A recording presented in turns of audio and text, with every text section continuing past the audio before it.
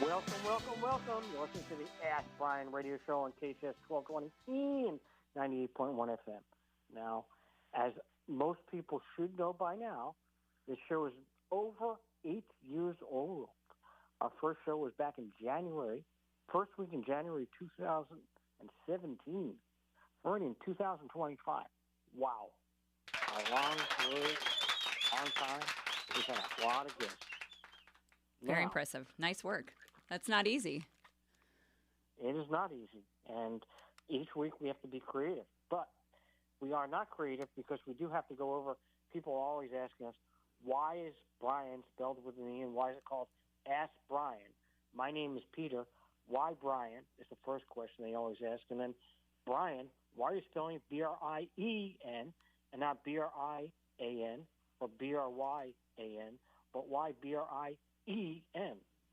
And I always tell people, the biggest reason that Brien is spelled with an E is we try each week to educate, E-D-U-C-A-T-E, educate business owners to try to teach them something about business, or if we can't teach them something about business like a specific subject, inventory control, digital marketing, websites, how to balance your checkbook.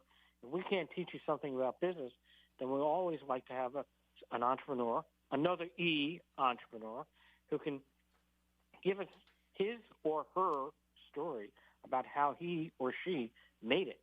So he or she may have started with, hey, I started on the kitchen counter. I had this idea, and I don't know, but somehow A came to B, came to C, and now I'm making $2 million a year. Well, to those, we give them congratulations. And we always congratulate the engineer with an E. Thank you. Thank you, engineer. Of course. Of course, host. And that's, or host. And we always say, why does the host have such a big ego? We've asked that for a long time, yeah. That's an ongoing question. Ongoing question. But the other question is, I don't know. I don't have any empathy with another E. You We don't have a lot of empathy because we're trying to build a business, be successful, and empathy is there, but it's it's in customer service, it's in customer area, but we're trying to make money. That's what we're in for. Well, you can't be overly soft. I would imagine it's a balance between not being overly soft and then also kind of standing your ground, making sure you're putting yourself first at least.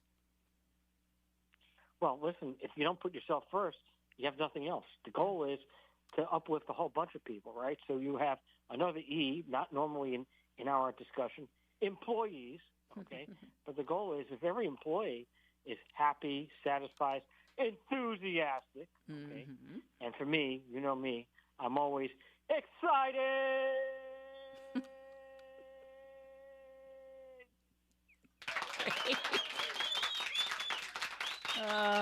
But if you can, that's a delayed uplift your applause and make every employee better than they are, well then that's a kind of a weird sense.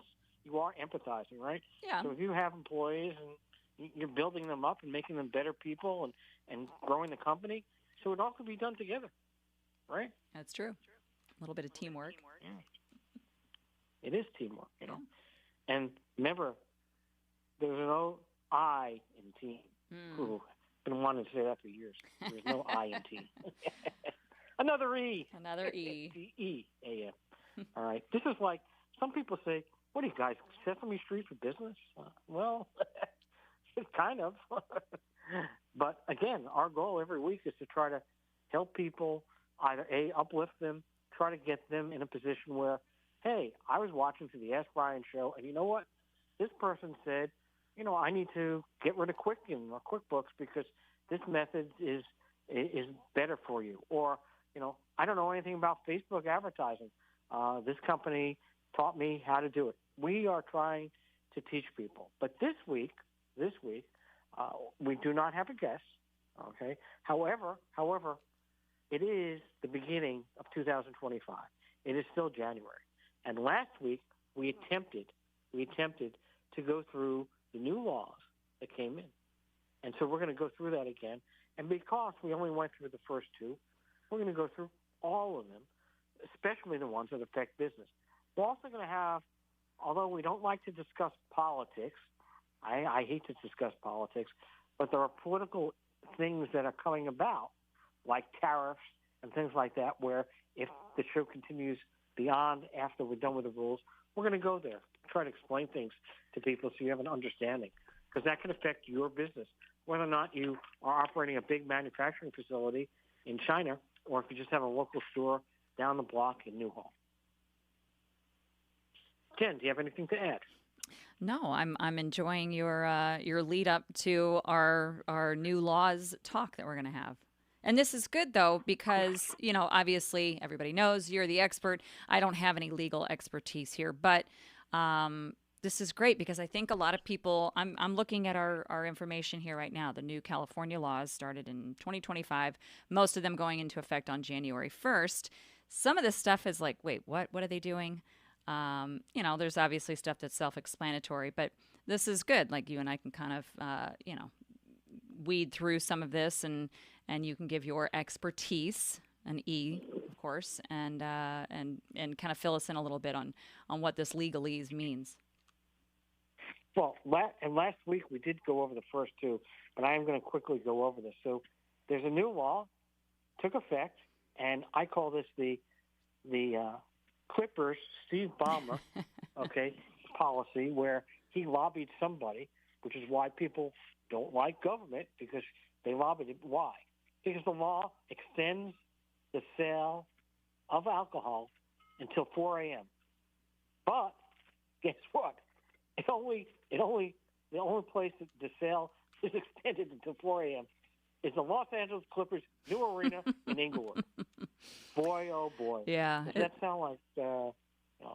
This is why people don't like government.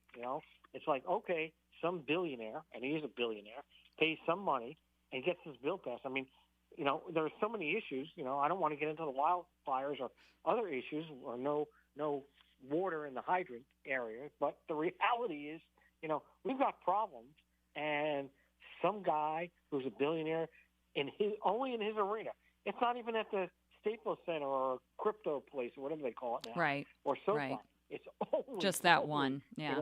And it's only in the VIP lounge, which, if we can assume what that includes, it's not me hanging out there at 4 o'clock in the morning. So, exactly. Put two and two together. It's like, okay. Yeah. Well, I bet you it's a little bit more than 2 and 2 of what it costs to get this bill passed. And again, getting a law passed is not a simple thing. It's not just, okay, you put in some money in. I don't know how it is in the state Senate and the state assembly, but in Congress, you got to get 300-400 people, and get a majority of those people to agree. So there's got to be a lot of work done to get a bill passed. I'm not going to get into that discussion yet, but I mean, I find it a little bit odd that the first bill that was passed and was effective is solely for the VIP of billionaires. I guess Steve Ballmer wants to invite over 20 friends, and they want to drink at 3 o'clock in the morning. I mean, yeah. And by the way, it's a little late to be drinking 3, 4 o'clock in the morning. I mean, I guess 1 o'clock, which is the law generally before this, and in most other places, that's too early. I guess I guess people got to go somewhere after 1 o'clock. Well, me, I'm sleeping by 10:30. Yeah, that 4 a.m. Staying out that late. That's a young man's game. I don't know. I haven't seen 4 a.m. in a long time. Last time I saw 4 a.m. was I had a newborn, in my lap. So, that's for people who are very much younger than you and I are. Well, one time I woke up at 4 a.m. because I was a 5:30 flight at LAX. Yeah. I have been only if you have to. Yeah. But I wasn't drinking in the VIP lounge. No. And by the way, here's my other question. You're drinking until 4 a.m. at the VIP lounge at the Clippers place in Inglewood, right? How are you getting home? And then what? Yeah. There is a law saying you can't drink and drive. So I'm trying to understand how these be drinking until 4 a.m. So Well, I don't know. I'm assuming they've got somebody in a black SUV waiting for them outside, so to do the job for them. Yeah. Something. But anyway, I don't want to beat that one to death. Let's go to the next one. And so the next one is this one. Sir, it says requires online marketplaces, including eBay and Facebook, to start collecting information. Well, what information? I don't know what this information is on high-volume third-party sellers. So first of all, I'm a little confused because I don't know what the word high volume means. Is that 1 million, 10 million, 100 million, 1 billion? I don't know. What do you think? What do you think high volume means? Well, yeah, I would think it'd be a company that's moving a lot of product. We're not talking about just somebody who sells something on the side. This is not, a mom and pop shop. And I think that's why I agree with you. I think that's the whole area is because probably there's a cost to go ahead and collect all this information, this data. And so, if I decide to sell my baseball cards online, sell them for $22, they're not going to require me to do that. Right. But if you're a seller, and again, I don't know what the high volume is. I'll have to look it up at some point. Maybe I'll do that during the break. But I don't know what high volume means. And obviously it has to be defined because how do you know if you're high volume? And I guess if I sell 10 million products at a penny, I guess I'm high volume, but it's a penny. So that's another point. Yeah, well, and it looks like, if you continue on, they want to share this information with law enforcement so that they can crack down on organized retail theft. So I guess, Well, that's the other part that doesn't make sense. So they're saying it requires online marketplaces. Okay, that's online. And then it says this information can be shared to crack down on organized retail theft. Well, it's confusing to me because if we're talking about it's going after online sellers, even Amazon, okay? If he's going after those people that are selling products on Amazon or eBay or Facebook, right? Okay, What does that have to do with retail theft? I mean, retail theft is something completely different. Retail is you've got a store in the shopping mall, and you got and and somebody walks into the store and steals from them. I'm not sure the connection here. That's something I'm going to have to look up at some point because it's kind of illogical to me, the retail part with the online part. You could have an online store and be a retail store. I got it, but I don't understand the correlation. Yeah, I'm trying to look here. My favorite phrase is legalese. I'm trying to kind of just Google it quickly, and this is something that you can look at as well, Peter. You would be able to dissect this a little bit better because it obviously goes into great detail. More time than what we have here this afternoon. I'm the great dissector. Yes, you are. I'll get you a T-shirt with that. But yeah, it just says, the online marketplace, third-party sellers to make certain disclosures. Requires high volume, certain contact and payment information under certain conditions to disclose the marketplace to the consumers and the seller, yada, yada, yada. So it's mostly just to kind of keep track of, people taking advantage of the situation. I think whoever summarizes doesn't know what they're talking about because I don't see any connection to the retail theft. Yeah. It's kind of interesting. Let's go to the next one. So the next bill shortens the length of time used car owners have to file a lemon lawsuit. So first of all, let's explain to people. So there are laws out there that if you purchase a new car, I'm not talking about a used car. If you purchase a new car and you have the same problem 3 times within a specified time period, I don't know the exact time, could be a year or 2 years, you have the same problem 3 times, that the car itself is a lemon, okay?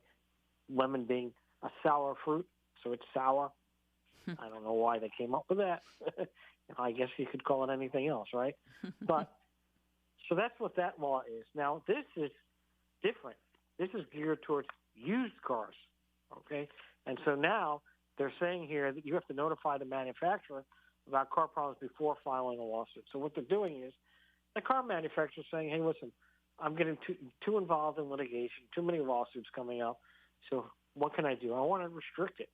Well, how am I going to restrict it? Well, if they have deadlines to do things, okay, and they don't do things, then they won't be able to come after me. So that's what they're doing. They're kind of limiting the amount of potential litigation by requiring them to do something within a certain time frame.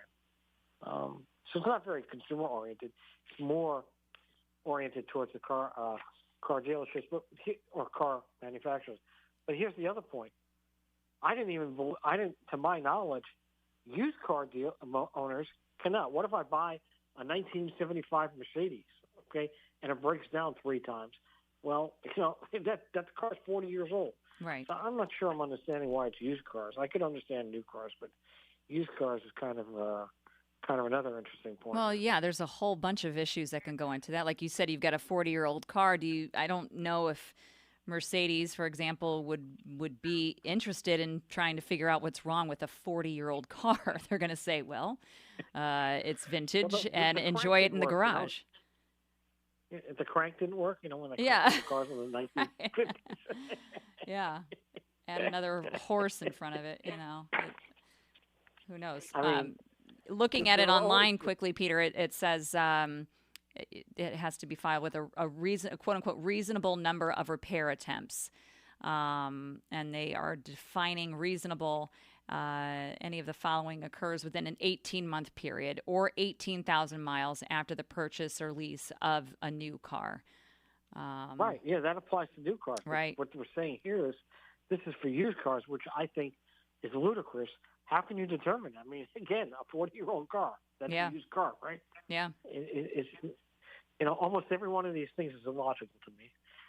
Yeah. It's kind of vague too. This information that I'm just quickly Googling doesn't really go into too much detail for a used car. So.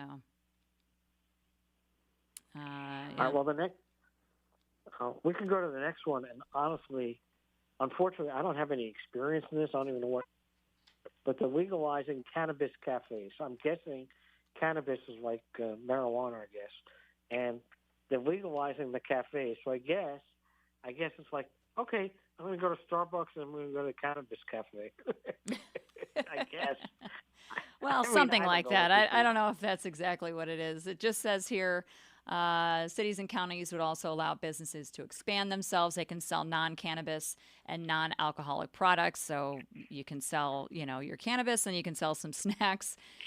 Retailers are also allowed to hold live performances.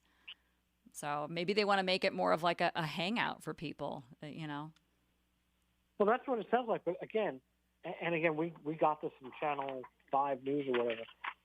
There's a lot of issues here. So first of all, okay, I get the legalized cannabis cafes. I'm not a big fan, but whatever. So the legalizing, I got that. I thought actually the law was cannabis was allowed anyway, but I guess now you can have it in a cafe. That, I guess so they're expanding it there. But I'm not sure why by saying that it can be expanded to sell non-cannabis and non-alcoholic. I guess so. What the cannabis store? I guess the cannabis store can sell, non-cannabis as anything. Yeah. I mean, and so is non-alcoholic. I mean, unless you're selling beer or wine or liquor, anything is non-alcoholic. So, I mean, I don't know why a cannabis store couldn't sell Diet Coke anyway. Now, they need a law for that. Yeah, that is kind of funny that's not been the case prior to it. And maybe they're just realizing, hey, we can get more people in the door if we offer non-cannabis and non-alcoholic products. And then the last part here, retailers are to be allowed to hold live performances. I don't even know where that's going. I don't know either. Like I said, maybe they're just trying to make it more of like a hangout, like, okay, my friend's into cannabis and I'm not. So we're going to go together on a weekend and they can buy what they want to buy. I'll buy my soda and my chips and we'll enjoy a live performance. That's the only thing that I can think of. I don't even understand the whole concept.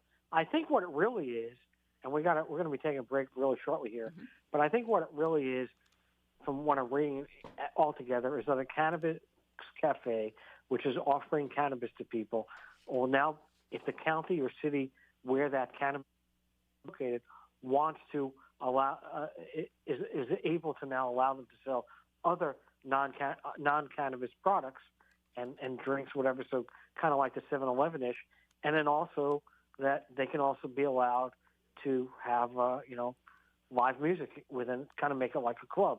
Yeah. But it really is all over the place. Because it says legalize cannabis, I think we have to focus that mostly that this is referring to the cannabis cafe. And also, I'm sure retailers are like, and cities and counties, they don't want the 7-Eleven to go out of business, so that's why they're limiting, they probably are limiting the amount of products that can be sold in these cafes. So we're going to be taking a quick break. You're listening to the Ask Brien radio show on KHTS 1220 and 98.1 FM. We'll be right back.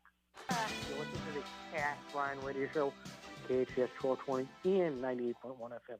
Like no other station in the world.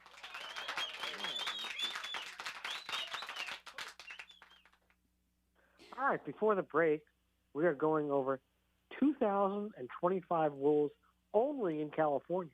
We may do another episode at some point throughout the United States, because these are just big rules, or not big rules, I should say, rules that have come down in the state of California that apply to every business, and we're going to try to go through those with some other rules as well. So the first question is, or not the first question, we've gone through a couple of rules, but this rule, I actually think from the rules that I've seen so far, and I actually was discussing this with an engineer, this one to me is kind of the most impactful from what I've seen. Whereas the rule that VIP people at Inglewood can drink beer at 3 a.m., because that's what I'm planning on doing, this one actually impacts a lot more people.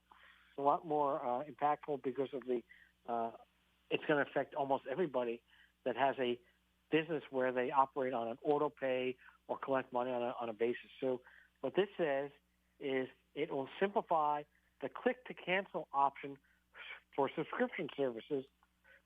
So if you have a subscription, it could be anything, right? It could be Match.com, okay? It could be, $28 a month that I spend for a marketing service. It could be anything, a book club, whatever it is. If you have something, or web hosting, or any product or service where you have based on a monthly basis, and every month you're taking money out of the account, well, now companies, okay, are going to have to go ahead and figure out a way that they can stop the automatic renewal, which is a big thing. I mean, I probably have 10 or 15 accounts myself. Well, every month for something, I don't even use it anymore. And it's just so hard to contact the people, to go through that process. I mean, there'll be times when I can be on the telephone for 10, 20 hours, just trying to get something done. That finally, I give up. It's like, really? Is it worth it? I mean, in the old days, it was just the cable company and utilities, but now it's spread everywhere. Oh, yeah, there's a lot of online services and, that kind of thing. I remember trying to get out of I think like a gym membership or something one time, and I was moving out of state, and it was still a pain. Had to send in a written, like typed out letter explaining where I was moving and the new address, and it was really just jumping through hoops. Well, that's the whole point. They figure if they make it difficult enough for you to stop it, guess what? Yeah. You won't do it. Yeah. And then they're taking all this money from all these people. I mean, probably 15 or 20% of these companies are getting, collecting money and not even having to do anything for those people. Well, sure. I would not be surprised if it's that high. That's probably why this bill came around. But it says businesses must, requires the business to receive consent from consumers for automatic renewal or continuous services. So typically, somebody would just write in their contract, hey, in the terms and conditions, you're buying whatever service, web hosting, right? Well, it's going to renew every year for a year. Well, now that company is going to have to put something there, and you're going to have to click on it and say, I agree to do that.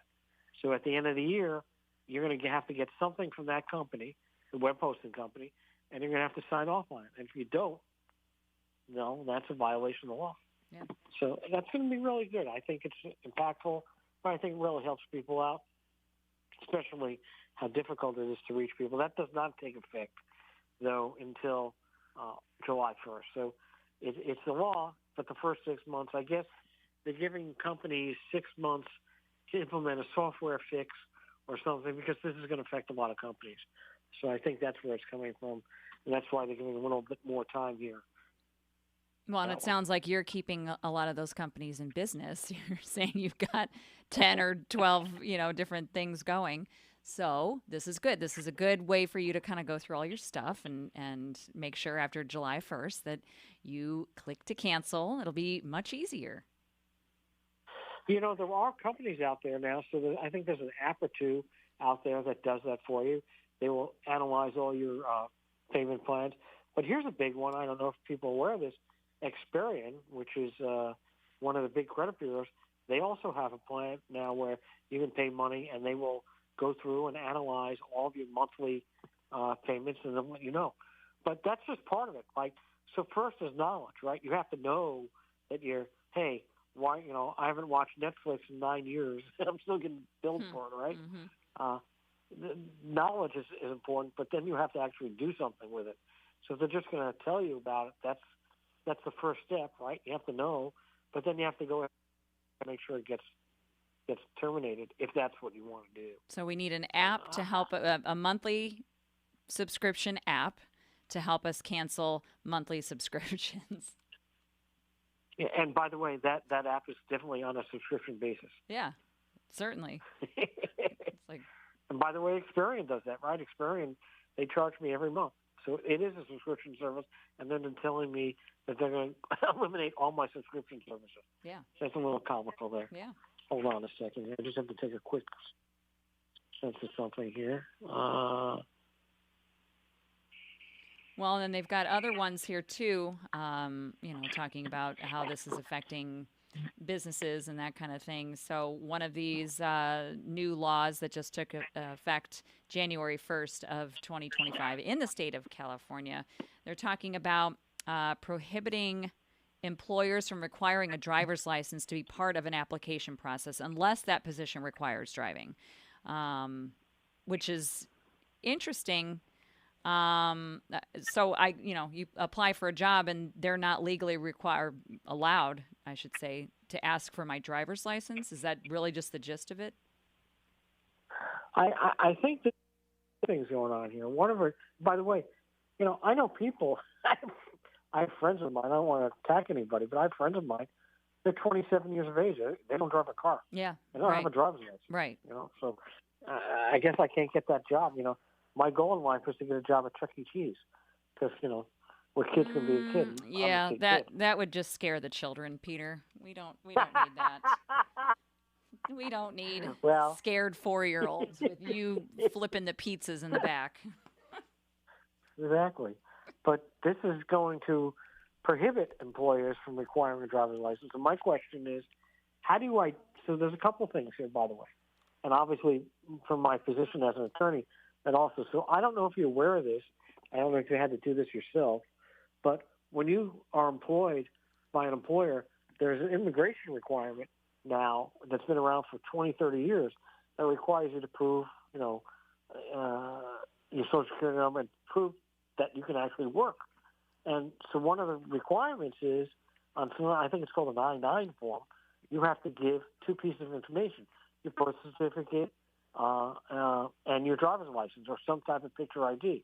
Well, if you don't, they're not going to require, maybe the employer cannot use the driver's license, but I'm just trying to figure out how you're going to go ahead and do your I-9, because your I-9 requires either a passport or a driver's license. So I don't know how you're going to get around that if you're an employer. Yeah, it's interesting. I think a lot of the problems with our country today is, people pass these rules because I'm guessing, you don't have to, why do you have to show a driver's license to get a job? Okay. Yeah, it makes sense in one respect, but I don't think people analyze the other aspect of it, right? That, you still need it for the immigration purposes to make sure you're legally allowed to work at that employer, right? Mm-hmm. Or how else are you going to identify people if there's no picture, right? Who's to say that, Charles Manson doesn't come in for a job and he doesn't have his driver's license, so what? So I can't require him. How do I know who he is? Yeah. Yeah, that's a little weird. You're just going to hold your breath and jump, hope it's okay. again, it's the practical effect of a lot of these rules, right? And then now they do say the employees can require a driver's license if you have a position of driving, right? So, for instance, if I'm the delivery boy for Domino's, right? Yeah, they are going to require the driver's license, and that is important, right? Do you want, delivering pizzas that doesn't have a driver's license, or what? You don't even know if they can drive the car. Right. Yeah, that obviously is a given, but yeah, that is interesting. So another one is, what time is it? Oh my God, are you serious? Wow. Okay, we got to take a break for our sponsor. Wow, our sponsor. I didn't realize how much time goes by. That's okay. But we're going to wow our sponsor, Legal Steps, and our persona spokesperson, Jen. Go ahead and take it away. And we want to say thank you to legalsteps.com. That's LEGALSTEPZ. That's with a Z.com. So the courses are very affordable, all fall under $150. And, obviously we've talked before about how times are tough and the economy is, a little shaky. Your wallet isn't as full as it maybe once was. But if you've been thinking for however many months, maybe years, that you want to start your own business, you can't let something like $150 get in the way. In the grand scheme of things, it's really just pocket change, because think about what that could turn into for you. This business that you've dreamt about for however long can explode into something really great, and you'll be so grateful that you did push out that $150. So there's 3 different courses you can register for. Register for a trademark, form an S corporation, and form an LLC. These courses are really kind of, hands-on. They're very easy to kind of follow along. You can pause it, you can rewind it. I loved it because you kind of work at your own pace. And I was able to pick and choose, like, okay, this Saturday morning is perfect for me. And I'm sure that you're the same way. Everybody's busy. You might have another full-time job. You might have family that you're running after. You don't have to work on someone else's schedule. You can pick and choose when it works for you. I really love that you can see what your legal expert is looking at, so you know that you're answering the questions the right way. It's kind of like a screen in screen. And you can follow along and see, okay, great, I know I answered that question the right way. Those experts that I just mentioned, by the way, have over 30 years of experience. And so if you get to a point where you're frustrated and confused, and sometimes, this is not making sense for me, I don't know what I'm doing, don't throw your hands up and quit. Just call the experts at legalsteps.com, and they will just basically do it for you. They'll just hold your hand and walk you through the rest of the steps. Again, go to legalsteps.com. That's LEGALSTEPZ.com. Wow. Thank you, Jan. You're and welcome. Thank you, Legal Steps. You got it. Got to take those courses, because you don't want to go to a lawyer and spend $1,500. You don't want to go to LegalZoom and spend $700. You spend $150, and guess what? You know how to do it. Yeah. It's a really good concept. Let's go back to some of the rules here that our government has passed in the state of California. By the way, it is 1:45, so we've got just a few minutes left. So there are 2 bills. One is, I don't know why there's so much alcohol and drinking in all these bills. I guess, there's a lot of... Anyway, Yeah, this I new noticed bill that. allows... What? I noticed that, yeah. This is the 3rd one that is kind of surrounding entertainment. And alcohol. And alcohol. Right? We got the VIP one, right? Yeah, the cannabis one. And then we have the cannabis one. And now we've got this one that allows a city or a county to create an entertainment zone. An entertainment zone, I guess they can designate, 5th Street in Santa Monica, along Santa Monica Boulevard down to 25th Street, all the way up to Wilshire Boulevard, an entertainment zone, right? I guess that's how you define a zone. And within that zone, you can have vendors selling alcohol for consumption. Well, what's interesting about this concept here is basically they're saying street vendors can now sell alcohol. And it's really interesting because normally the Alcohol Beverage Control, ABC, okay, and it is that simple. The Alcohol Beverage Control generally controls alcohol permits and alcohol rules. If you want to open up a restaurant, you have to get an ABC license. If you want to do something, you have to do that. Now, what they're saying is the city can just say, hey, listen, we're going to designate this area. You can sell alcohol in there. And so somebody with a street cart vendor is not going to be able to sell alcohol. That's really stretching it because there's no regulation on it, really. You don't have to get a permit, right? So that's a really interesting concept. I'm not, I don't want to get political or where I stand on it. Now, it says, of course, previously only the city and county of San Francisco had that law. And so I guess they expanded it statewide. Why and how it became available in San Francisco only. And now they said, well, it's such a great idea, let's expand it to the whole state. That's a whole other question, a whole other episode just on that one, right? Yeah, I don't know if that's a good Wow. example to use San Francisco for that. And is this just like and this doesn't really specify, is this a permanent setup? So like you said, Santa Monica is designated to have this little space. Is that all the time, or is that just, we're going to have a thing on Saturday afternoon, come by? It doesn't really get into that detail. Well, I was also thinking maybe a block party, right? Right, like a There's pop-up. a block party yeah. every year. Right. July 4th or something, right? You have a block party. So why allow vendors to sell alcohol at these things, right? I mean, first of all, alcohol is probably a good way to make money, right? You're buying the beer in a 24-pack from Costco, and spending $1 a can, and now you're selling it $5 a can. I mean, there are rules and regulations for retail stores and rules and regulations for arenas and rules and regulations everywhere. ABC controls everything. So now to allow these special entertainment zones, that's a real interesting concept. And obviously, not just because they're allowed to do it doesn't mean that they don't have to comply with the ABC regulations. I would suspect they do.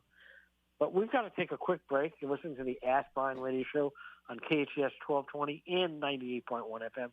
We'll be right back. Welcome back. You're listening to the Ask Brien Radio Show on KHTS 1220 and 98.1 FM.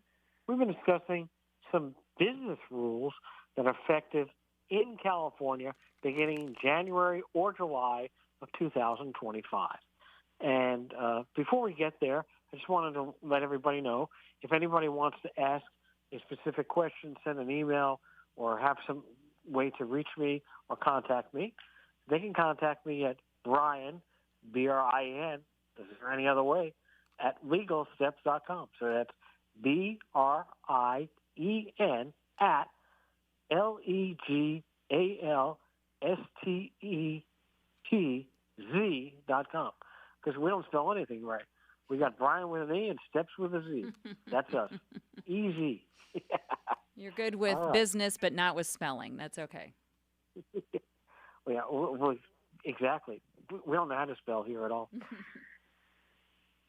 So the last one we have, and this is, again, another one of those specific ones, requires primary ticket sellers to include a notice with the ticket purchase confirming electronically to the buyer that contains information relating to the, I don't even know what this means, commercial sex and labor trafficking, including information regarding specified, I don't even know if I want to get into that stuff. I don't even know what it means. What is this commercial sex and labor trafficking? We're going to leave that for another show. I'm not getting into that. I don't know what it means. But it is an interesting that primary ticket sellers basically, they've got to provide certain information with those tickets. And I'm not going to get into the rest of that because that's really way beyond my pay grade, and I don't want to get into political or discussion about these areas that are here. I'm surprised it's even listed here, but it's very interesting. It's called AB 166, and it has certain requirements for ticket sellers that they have to provide certain notices with the ticket purchase confirmation. And then we don't have a lot of time left, but I do want to quickly go over some of the areas that I saw here. So, like one of the next ones was an artificial intelligence and tech. And no, we're not talking about Arnold Schwarzenegger and the Terminator, but this prohibits the use of a deceased individual's likeness using artificial intelligence. So I guess that means you can't take Jimmy Carter, who just died, and make an artificial picture of Jimmy Carter and use him to sell something. But what's interesting here is that on the copyright law, you can't take somebody else's image anyway.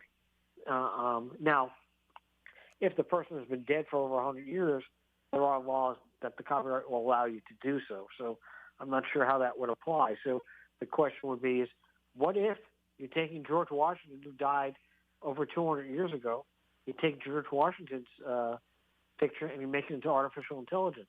Is this a violation of the law? Well, technically it says prohibits the use of a deceased individual's likeness using artificial intelligence. I could see how it would apply to, okay, somebody that died in the last 50 years or something, or a famous star that died. But I mean, we're talking something 200 years ago, which is not even copyright protected anymore, and we're using that. That's a real interesting point there. So I'm not sure how that's going to work, but that's just one of them. And I'm going to quickly see if there's any. I just want to quickly go and see if there's something really important here that we may have left out. There's plenty of stuff here. We're not going to discuss that today because we're going to have probably another show to go over other laws that apply. But there are quite a few out there, and you should try to learn about the new rules because they are going to take effect or have taken effect, and they could affect you. More importantly, they can affect your business. And if you don't know it, you can easily violate it. So we always say education, knowledge. Knowledge is king. Why? Because if you know it, then you can protect yourself. Then you can do something. If you don't know it, you're not going to try to attempt yourself to protect yourself. And that's what we try to do each week, try to educate you. And that's our goal. So you're listening to the Ask Brien radio show on KHTS 1220, 98.1 FM. Over and out. Till next week.